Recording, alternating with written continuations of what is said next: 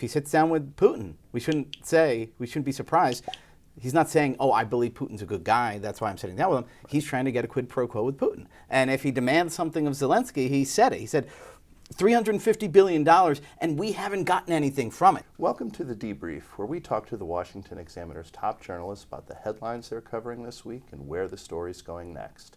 I'm Jim Antle, and I'm joined today by senior political columnist Tim Carney. Tim, you've written a piece that sort of encapsulates a way of understanding President Trump, and you've called him the quid pro quo president. Say that 3 times fast. What do you mean by that? Well, I think of Eric Adams and Rod Blagojevich, both what they did that was corrupt as politicians, and then how Trump dealt with them, particularly Eric Adams. Eric Adams is accused of giving sort of special political favors to the Turkish government in exchange for $100,000 worth of flights, luxury hotels, yada yada. What if Trump did a quid pro quo with Adams, which the administration denies? It was that the Trump administration showed up in New York and said, hey, you need to help us find illegal immigrants who are in the New York City prison system. Let us onto Rikers Island. Dangerous, violent felons. And in exchange, it seems, because of the timing, that the Trump administration may have said, okay, we're going to get the DOJ to back off your corruption case, which there were reasons to doubt the validity of this prosecution. But that seems kind of like a corrupt quid pro quo.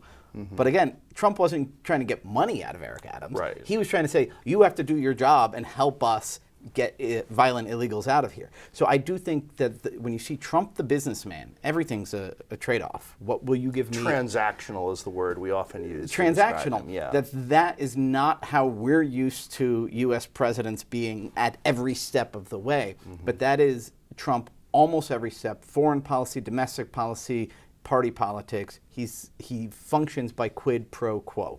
So let's talk foreign policy a little bit. President Trump has been getting the ball rolling on negotiations to end Russia's war in Ukraine.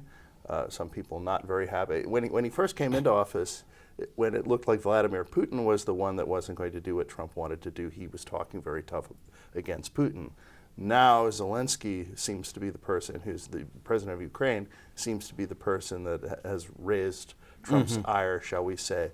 So some people weren't really happy about Trump's recent comments about Ukraine. Well, because it's hard not to see this in a moralistic way, because Vladimir Putin invaded another country for no good reason. We know there's a bad guy. We know there's a good guy. We want to treat it. We have allies and we have enemies. But foreign policy is always a lot more utilitarian, a lot more sort of cold-blooded, transactional. And so he wants to get, if he sits down with Putin, we shouldn't be surprised.